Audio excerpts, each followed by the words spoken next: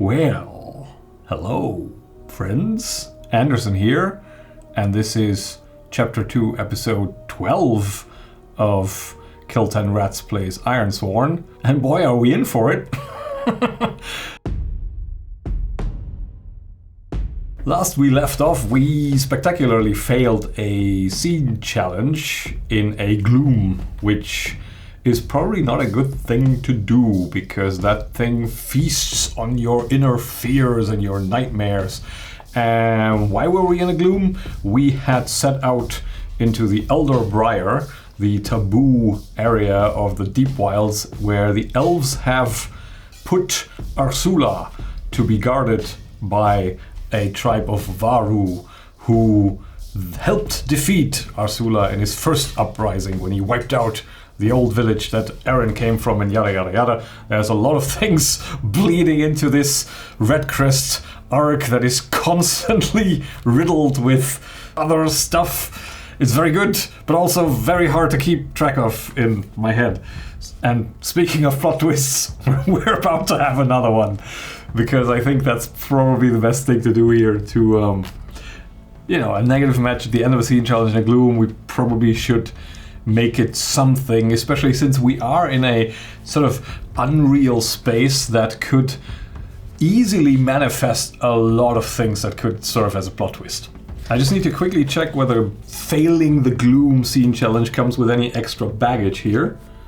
Doesn't seem like it, only looks like we are confronted by apparition that the gloom somehow pulls, well, from the nightmare in our specific definition of this world, because I sort of wanted to connect the gloom itself into that metaphysical makeup of our version of the Ironlands. So not an immediate additional danger outside of having to pay the price now for the failed scene challenge, which was a dangerous scene challenge. I think the logical thing to do would be to dock ourselves to spirit and endure stress, which we probably should do now. So let's first kick off with the endure stress roll. Before I do that, let's also start on a slightly more positive note, because I actually forgot to give myself 1 point of momentum after succeeding in that very last, very critical face danger roll that brought the progress to 8.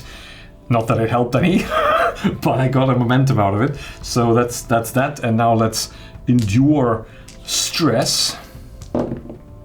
A weak hit, we press on. So our spirits are sapped.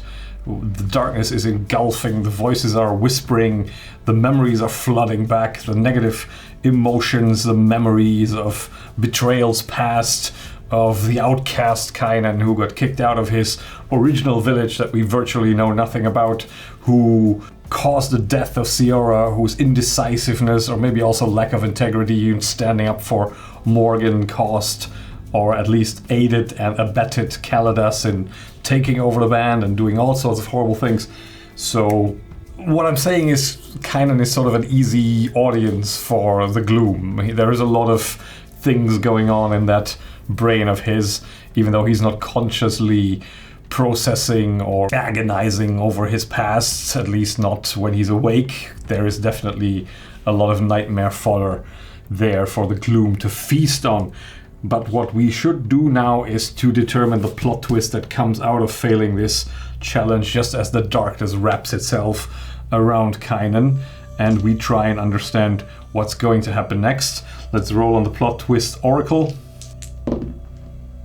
Is that a flat out 90? Two seemingly unrelated situations are shown to be connected. Oh, come on.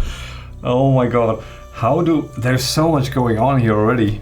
What unrelated situation could be connected? I got like a number of options going through my head, but I think I'd like to get some oracle prompts in, because that might open up a more tangible direction, maybe. Let's do action and theme. What is these? 78 arrive. The cavalry? Please? 96 relationship. I think we roll that a lot. I feel like in the first arc, I rolled relationship like twice for this. It's new dice, I don't think it was the dice. Arrive relationship. Now, relationships we have a couple. This is, however, a bit of a negative one, to put it mildly. So, who do we have the most tangible negative relationship with? I think I can answer that one, even though two seemingly unrelated situations are shown to be connected. What I don't want there to be right now is some kind of cheesy haha moment where Ursula is revealed to have been the tool all along, and it was, in fact, Kaladas to pull the strings in the background. But what I think could be the connection point, the relationship between two situations, is Kynan himself and this open gate that he now has where the nightmare is flooding through him, engulfing him, and where he maybe now slips into some kind of halfway state between what humans think of as reality and elves think of one of the states of reality, which might open him up for a touch point on a more unexpected level. I think I have an idea where we could be going with this. Kynan stumbles through the impenetrable darkness around him, bumping into tree trunks, shoulders slumped, trying to listen out for an indicator of which direction, calls out and shows a sign of how to get out of this seeping, somehow living darkness that is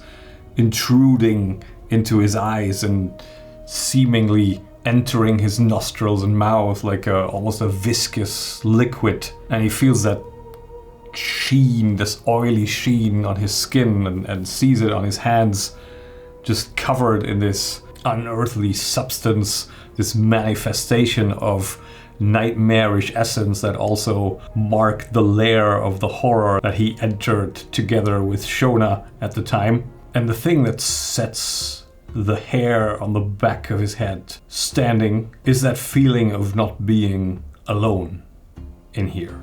As he listens and reaches out into the void, he hears the softest footfalls.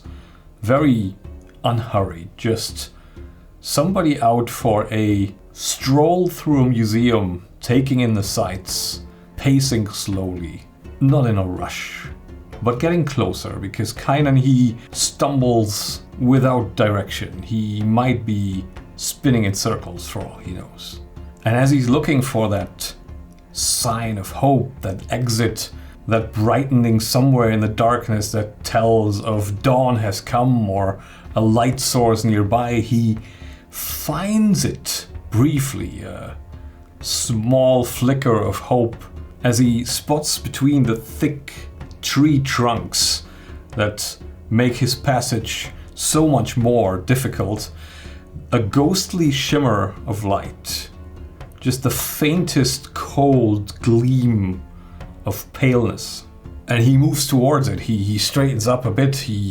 His torch is dangling. He has his sword still out, but he doesn't have the power to lift it, and he holds it more as a fetish against the darkness, something that he's used to wielding that gives him power but seems completely useless now. And he pushes through that line of trees into a small clearing with a burbling little stream, and it is illuminated by a top of a gnarled, dried out wooden staff held in a liver spot covered half skeletal hand of a tall, gaunt figure standing with its back to Kynan, lank hair falling down the back, a very tall, straight, yet very narrow-shouldered and thin, almost wispy old man with a loose greyish robe falling down to the ground, wearing a fur cloak against the cold.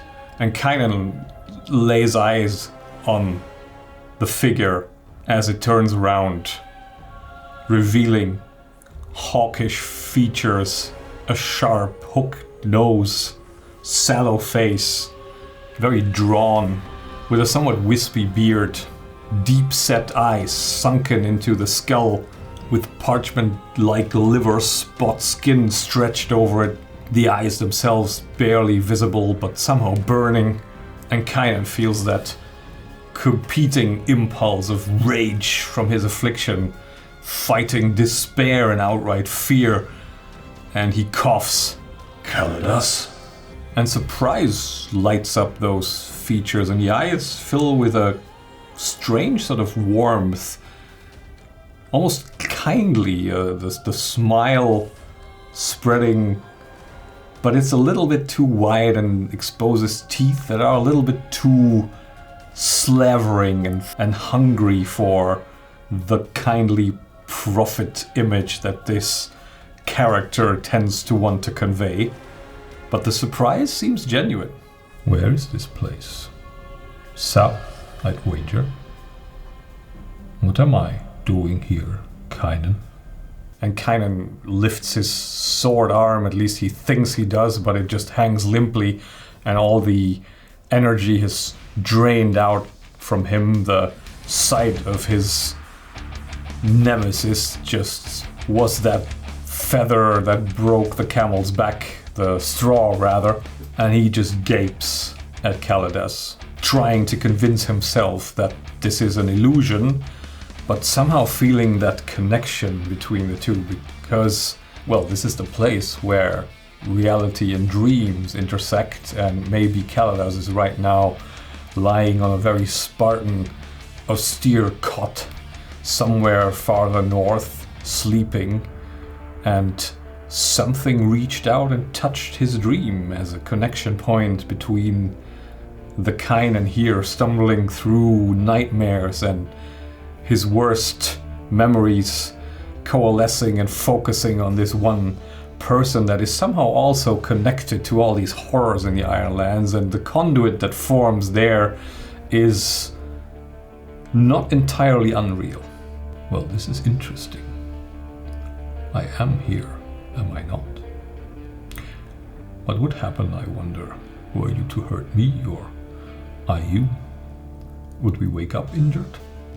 And Kynan would do, at least part of him would do nothing more dearly than try to find out what happens if he now brains Kaladas with his sword, but he can't. He's rooted to the spot. Ill memories flowing through him, just these associations with that figure, and as he sees him now focusing his attention on Kynan, that clinical gaze, almost like a learned man studying an insect through a magnifying glass, he feels the way that he's always felt when he was confronted with Kaladas, like an impotent child that has done something naughty and is about to get punished and would better rather not speak up and just do as they're told. And this presence that Kaladas projects is very much affecting Kynan right now as well. And Kaladas takes a few steps towards one of the trees and scratches some of the bark, idly looking over at Kynan. We are in Ameshki, are we not? How intriguing that you've found your way in here. What is it then? Treasure? Power? You seek to end me, I understand. Those words shouted into the sea breeze carried far. It's a vow not made lightly. Do you truly know what you are up against? And Kynan grits his teeth and bites his cheek and tries to somehow get himself to move and break this transfixion of Kaladas's presence. I wonder whether we can do this mechanically. Maybe if I... Well, it's a bit on the brink, really. Do we face danger and maybe risk that last point of spirit to make a move and have kind of lunge forward, or at least try to spit on him or something? It's in his nature for sure. I mean, he's got the target of his most significant vow standing right there. I think we're gonna do it like a face danger roll with heart to see whether we are able to move at least and do something, act, regain the initiative. So we're gonna need a strong hit. That is, however, only a weak hit. So we succeed, Kynan can make a move, but it's also docking his spirit down to 0. So in the end, it's a futile gesture, and we will have to endure stress now to see whether we can even get away with just losing that last point of spirit. Ooh boy, that looks like a miss to me. Yeah, so on a miss you suffer 1 momentum loss. Back to +7 we go. We could actually use the momentum to get out of this, but I think in this situation it's just we have no momentum to leverage. We're rooted in this nightmare right now, and there is no leveraging our past glories and the build-up that we had here. We'll have to just roll with it as best we can, and I think that means we either mark shaken or corrupted, or we roll on a table, and since I like rolling on tables, I will roll on the table. That is a 10. That means you are overwhelmed. Face desolation. That's a move I've never had to make. I don't know what that does. Are we gonna die? On a miss you succumb to despair or horror and are lost. We might actually lose Kynan here. Yo. Okay. Strong hit would of course be desirable. It's a plus heart roll, so good luck to us. Weak hit. Weak hit means noble sacrifice, but you still die, which I don't know. Okay, maybe Kynan just lunges at Kaladas in a last-ditch effort and actually kills him and then dies. That would be some weird end to this story. I wouldn't like it very much. Or we could have a vision of dreaded events of a dark future and swear an iron vow to prevent it. We'll go back to the fiction in a minute. I just want to figure out where this leads before I can sort of spin this into whatever it is that Kynan now tries to do and Kaladas prevents him from doing. So let's roll face desolation for the first time ever. That looks to be a weak hit, and one that even if we would work with our momentum we couldn't quite reach, so a weak hit it will stay, just in case I arbitrarily change my mind to work with momentum, but that doesn't even give me the option. So, your spirit or sanity breaks, but not before you make a noble sacrifice. Do we want to kill Kaladas now as a noble sacrifice and end Kynan? Do we want to roll for it? Or do we swear another vow?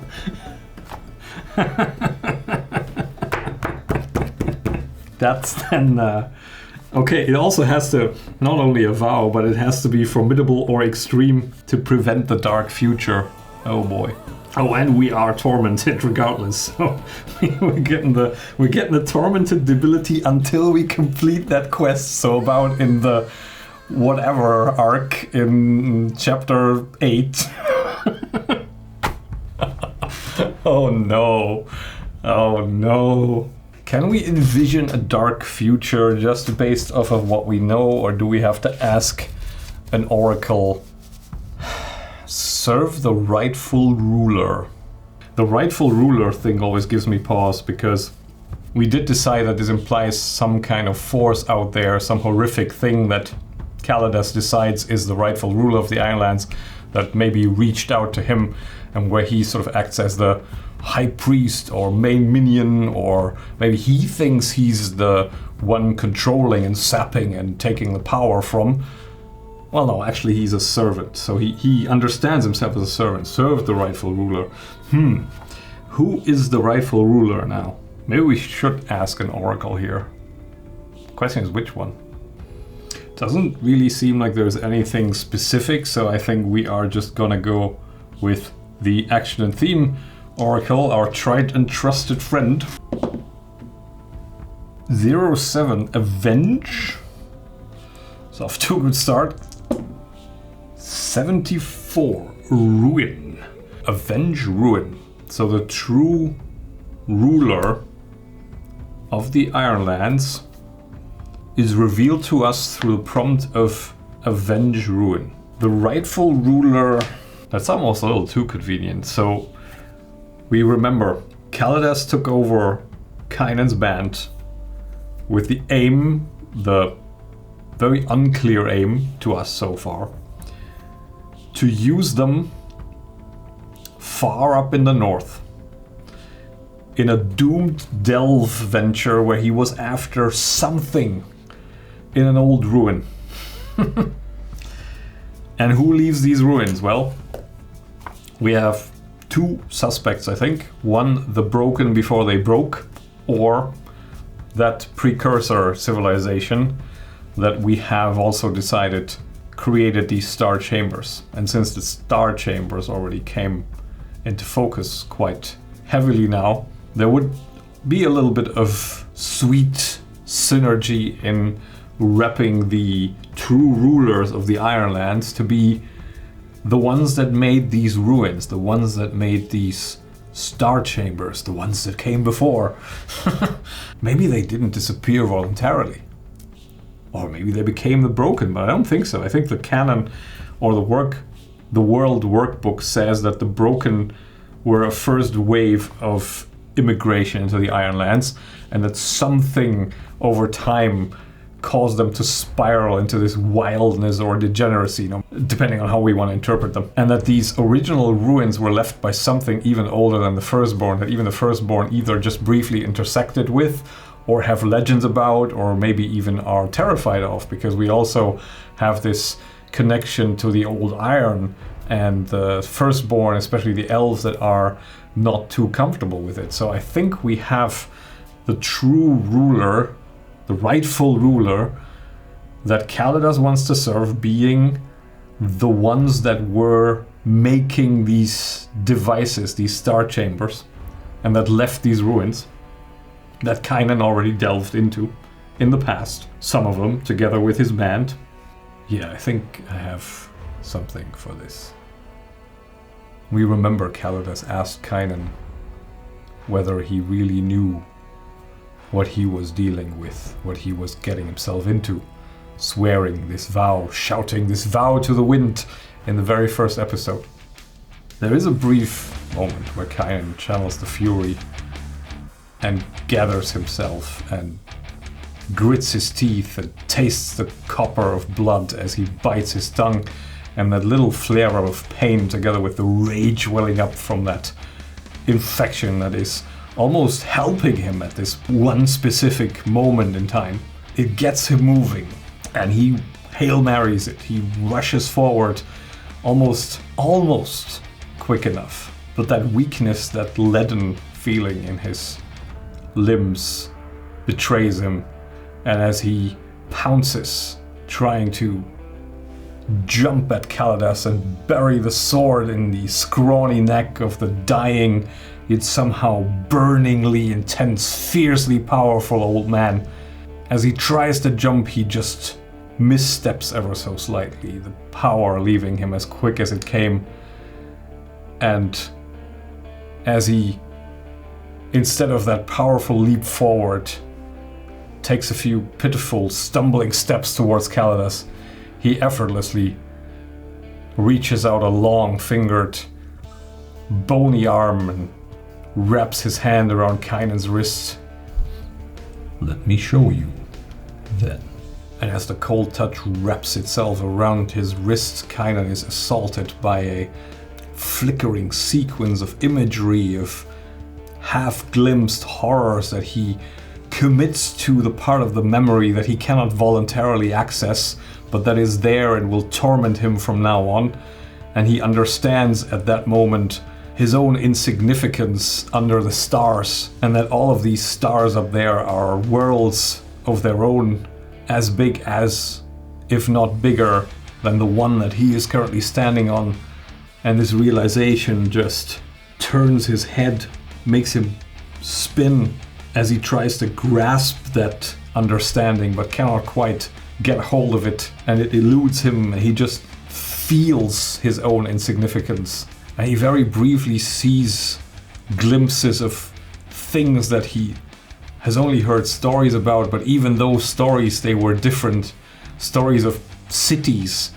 But what he sees isn't really a city, it's more than the cities that his elders talked about, the old world cities. This is different. These are cities made of the same obsidian as that star chamber. These are entire cities made like the ruins that he used to delve in somewhere far up north, far beyond the shattered wastes that now are the shattered wastes, but then were a plateau of just a blooming civilization that went too far and turned itself into something in their desire to outshine the stars and to leverage that cleverness of the first sentients on this world. They wanted to become something, they wanted to be like gods, and maybe they became something like gods, something that is still out there, something that wants to come back.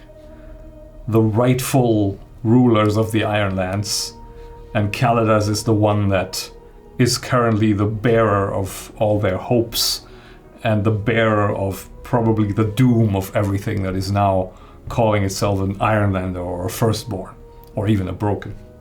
And it's a grey morning light that awakens Kynan as he comes to and sits up in that clearing, feeling empty, hopeless, the cold of the ground creeping through his layers of clothing, and he in a very detached way feels the temperature dropping, his body temperature dropping. But he's half consciously debating whether it's even worth getting up. And he has these images in his head of Kaladas and of these images he saw of these strange glimpses of some past that maybe existed at some point. And he lifts his arm and looks at his wrist and sees a pale splotch where in his presumable dream Kaladas grabbed his wrist. A discoloration is still there. And now he gets up and he doesn't even need to really wonder about it, but he still does go over to check and verify that that little scratch that Kaladas made in the tree bark is still there, and it is. And he still feels himself on the brink of shattering, of just giving up. That sense of his own smallness compared to what's out there, compared to these gods that made themselves into the very substance of the stars. It's too much for him to really consider, and the only thing that really gives him meaning and maybe gives him the strength to carry on is to swear on iron reach for that hoop that's always with him and make a vow. I don't know who you are. I don't know what you are. But you are gone from these lands. And I will make sure that you stay gone from these lands. And there we have our vow: prevent the return of the elder people. Because we don't know how they mean to return. We know Kaladas is maybe part of a plan, but he might not be the only element, and removing him might not necessarily mean fulfilling this vow. So we are now tormented. We have made to swear this vow. It is definitely an extreme vow. And now we get to roll and see whether our sanity shatters after all, because if we score a miss here, it's still over. Or we get to deal with this instead. Hiya, that would be a miss. But we're back in reality, so I think I can burn momentum. And I will. To turn it into a weak hit. We're determined but begin our quest with more questions than answers. I think that is a very accurate description of the situation at hand, because we don't know anything. Most of the things Kynan thinks he knows are just glimpses of, well, a cosmic horror montage that Kaladas unleashed upon his brain before he pulled his spirit back again from here. And I also think that Kaladas did not show up here because he's in league with Ursula or something like that. He showed up here because the gloom reached out to his sleeping spirit and pulled him here, and Kaladas was surprised to find himself here, but he's savvy enough to understand what's going on and where he is, and he knows Ameshki, he knows of Arsula. They're probably not best buds, but this is the kind of, like, Kalanes is the kind of character who knows these things. Okay, we take +1 momentum and we envision what we do to find a path forward. Well, what we do to find a path forward so we can even get started on this vow is to finish the current ones. So we have finally dealt with this gloom. We have dealt with our survival, even though we're in a bad way right now. And we're definitely still not, pardon the pun, out of the woods. And we haven't even made any progress on the delve. I'm trying to find a way to spin this into... So I got this going for me, which is nice, and I can't really find anything. Yeah. I think we just have a very numb Kynan who thinks it's his best shot right now to put one foot in front of the other and just keep walking deeper into this Elder Briar. I think that's what he knows how to do. That's what takes over now. So let's delve the depth. A weak hit. Okay. On a weak hit, roll the following table according to your stat. We did decide that we do this with edge as we do this with haste, even though right now we're more like inching our way forward.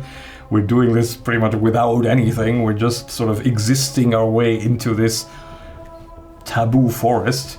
But for the sake of argument, we're doing it with edge. So we are going to roll on the edge column of this table.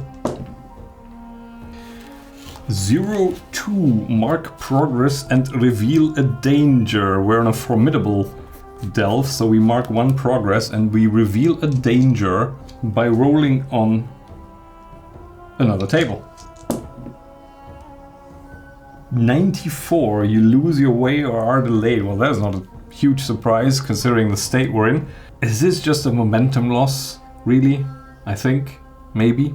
Because that's usually the interpretation of like delays or losing way is momentum loss. The question is, how do we rate this? Do we lose formidable momentum, like a formidable foe? So do we lose 3? I think so. Formidable delve sites inflict formidable losses, so I'm gonna put the momentum down to 0. It really fits with the amount of progress we're not making to some extent. I mean, we did mark progress, because we are aimlessly stumbling deeper into this quiet, eerie, misty, now in the early grey morning light forest. But it's more of a hopeless stumbling, setting foot in front of foot and just doing something for the sake of doing it, because the alternative is just laying down and dying. And we're not really encountering anything. We are just walking, stumbling at a snail's pace and not really sure anymore where we are, because at this point one tree looks like another, and have we passed this one before? Who knows, who cares? And I think in that spirit, Kynan tries to press on and make some more progress. Maybe we get some more positive die result at some point. That's another weak hit. Gives us 1 progress and another opportunity to roll on the edge table. 52, mark progress, no strings attached, no other roll to make. We're not regaining hope. We're still a shell, but we're a shell that's maybe getting a little bit warmer, where the light of day is slowly fading through the canopy and occasionally touches Kynan and gives him a little bit of a spark. And besides that, it's empty. He doesn't encounter any hostile wildlife, not really any wildlife at all. This place is relatively deserted. The bird song that's usually in the air is if at all, is dissonant. So Kynan wishes it would stop. But he can't stop, so we go again. Whoa, is that a positive match I see? Double 3 against a 4. That's a strong hit. We mark progress and we find an opportunity. Now that's something. What's our opportunity? 99. You encounter a denizen in need of help. Get our denizen matrix in place and see what we encounter. We encounter a bloodthorn in need of help. We feed a troll to it. No, I don't think that really works. 29. What is 92? A harrow spider in need of help? What's even a harrow spider? It doesn't really sound like it'd be very grateful unless we offer our help by being dinner. Yeah, I don't think that'll work. No, somehow that doesn't work for me. I think I'm gonna re-roll this one. That doesn't really work. 45. That's a Varu. That works. The question is what kind? It was an opportunity. Is it an opportunity to touch base with the sane ones, or is it our first safe because they're in need of help, maybe trapped somehow, opportunity to find out about the corrupted ones? Because both would be helpful for Kynan to know about. I think looking at that table, there's an awful lot of events and scene challenges on here, a lot of creatures, not a lot of sentience, so yeah, Varu was, well, Darl, Wyvern, however you say that, was Elder Beast, yeah, those could have worked too. But it's a Varu, and maybe we should find out. Well, we're out here, we're not near the barrow yet because we're not in very deep, so likely is that it's one of the uncorrupted ones prowling about here. Is that a 26 plus, I think it's one of the uncorrupted ones? 78, yeah, that's an uncorrupted one. Alright, bring out the Varu designer. And also maybe some idea of why they are in trouble. It's a denizen in need of assistance after all. Maybe a location where we encounter them can shed some light, and maybe also an oracle roll for aspect and focus. That could be something. Let's roll up a feature first where we encounter them, and I think I'm gonna roll a die 6 with this since we have two themes. 1 to 3 is wild, 4 to 6 is corrupted. 70 is always the Tanglewood. So we encounter them by an elder tree. And who are they? We're going for a Varu name. And I will also now carry something over that I figured out while playing a different character. I want to roll the die 6 whenever I roll up a name, and 1 to 3 it's a male type person, and 4 to 6 is a female type person, so we get a bit more even distribution. It is a male Vata. Vata is the name. Vata Vidya, the Dark Souls expert. Vata, the denizen who needs help by the Elder Tree. Let's find out why they need help by the Elder Tree by giving ourselves aspect and focus. 54 destroyed. 19 hideaway. Destroyed hideaway. Maybe we can make this a bit more clear if we give Vata a job. A role, rather. Maybe Vata is... well, maybe he's a lot of things. Maybe we just roll. 64. Vata is a scout. So Vata has found this destroyed hideaway. Maybe this is the entrance to some warren of Varu under the Elder Tree, in the roots of the Elder Tree. And Vata is from another settlement, and they haven't heard from this particular one for a while, and they know there's like a war on with the corrupted. And now he comes there and he finds the entrance of the warren barred and blocked and collapsed. And when Kynan comes upon that scene, he is frenziedly digging, pawing at stones and moving boulders out of the way that are too heavy for a single sentient, even if it's kind of a werewolf, to move, and Kynan could be of use here. And how that encounter unfolds, we will find out next time, because I'm out of recording time, and I'm honestly also a bit stumped after these developments, and I need to process this and let it sink in what just happened, because that was not exactly what I was thinking was going to happen in this arc, but I kind of like it. So, thank you very much for watching. I'll catch you next time, and bye for now.